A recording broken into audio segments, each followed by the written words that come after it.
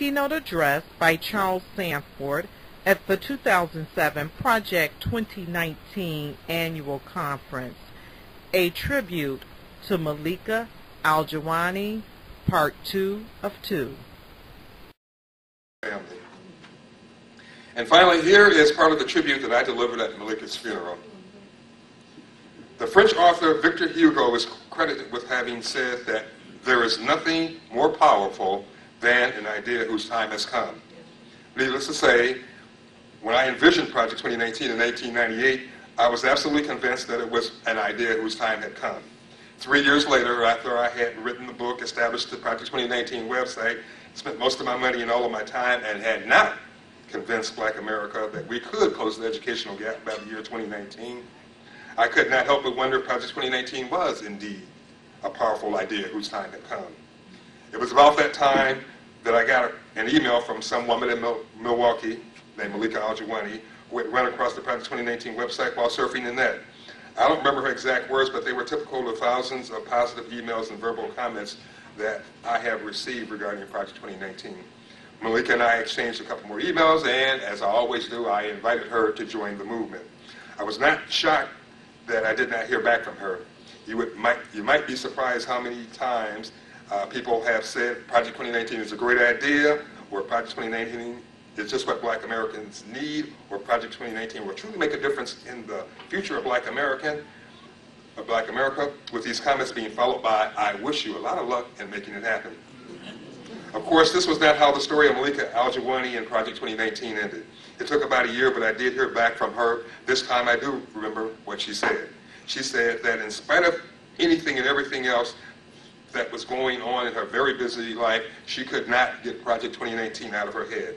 The rest of the story, as they say, is history. She founded the Milwaukee chapter of Project 2019. She subsequently became a member of the board of directors, and in 2005, she was chosen to serve as national executive director. During the 4+ years that Mileka and I conspired to save Black America in our late-night phone conversations, we developed a deep and an abiding friendship. A few days ago, I received the highest compliments from one of her friends. I will never forget it.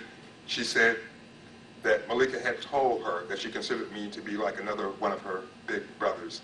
And that compliment has come to mean so much more now that I have met members of her family. For as strange as it may seem, Mileka and I talked about death more than you might imagine. For one thing, we both had a great sense of history, especially in regards to the previous 18 generations of Black Americans and their struggles over the past 4 centuries. We both understood that the millions of Black Americans who had come before us, those who had lived, fought, and died, they were responsible for us getting us to where we are today. And we both understood the incredible debt that we owed to them for their sacrifice. And we both understood that the only way to pay back that debt was to create a better future for the millions of Black Americans who would follow us after we were gone.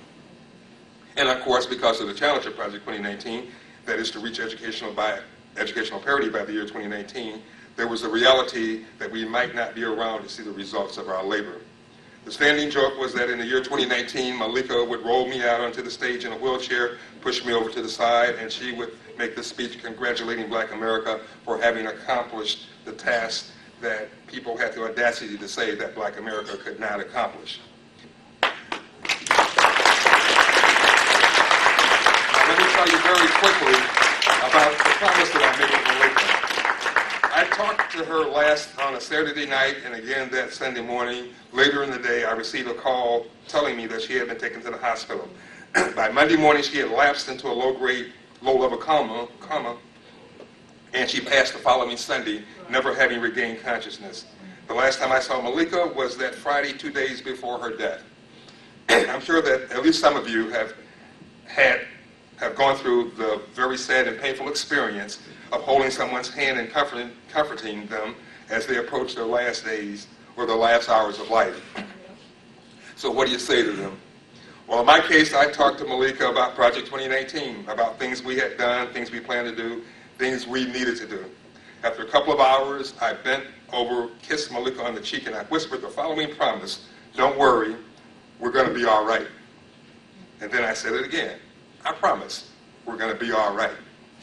And I have to to explain to you what I meant by that promise. Note that I did not say that I would be all right. And when I said we, I was not talking just about Project 2019, and I was not talking about just her friends and associates, and I was not talking about her loving family. When I said we, I was talking about every black American here this evening, every black American not here this evening, and every black American who will be here long after we're gone. We're going to be all right. Now, some of you may be asking yourselves, why would Charles Sanford make such a promise regarding the 40 million black people who are alive today and the millions yet to be born? Well, keep in mind, Charles Hubris Sanford is the same person who truly believes that black America can reach educational parity with the rest of America by the year 2019. Actually, there are two good reasons why I made that promise to Mileka, that we're going to be all right. The first reason is that I knew that it was the one thing that I could say to Mileka that would make her passing easier. The reason that I know this to be true is because Mileka Aljuwani actually felt guilty about having breast cancer. Mileka felt guilty about dying. She believed that she was letting her people down, that there was so much more work to be done and so much more that she could contribute to uplifting Black America. So, for as big of a promise as it was, I felt that I had to assure her, we, Black Americans, are going to be all right. The second reason why I promised Mileka that we're going to be all right is because of what I have said each time I have addressed you on this occasion. I believe in Black America, and not just because I'm black.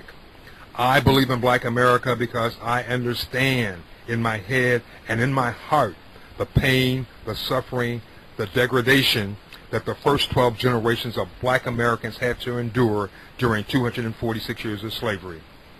I believe in Black America because I, like many of you here this evening, understand and even remember what it felt like to be a second-class citizen during the 5 generations and 103 years of the Jim Crow era. And yet, here we are today, having won the struggle to end slavery and having won the struggle for civil rights. We are now in a position to fight and win the battle to reclaim the knowledge that was stolen from us the moment we were put in the bows of those first slave ships. The education and knowledge that was forbidden and denied to us from the year 1619 until the 1960s. I believe in Black America because I understand what we have had to endure, how long we have had to endure it, and how hard white racist America tried to make sure that we could not do any better. And yet, here we are today. Maybe my promise to Mileka wasn't so outlandish after all, but I can't keep that promise by myself. I need your help. And the first thing I want you to do is to look at Mileka's picture, and I want you to make the same promise to her that I made. I want you to say it out loud. Mileka, we're going to be all right.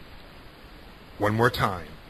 Mileka, we're going to be all right.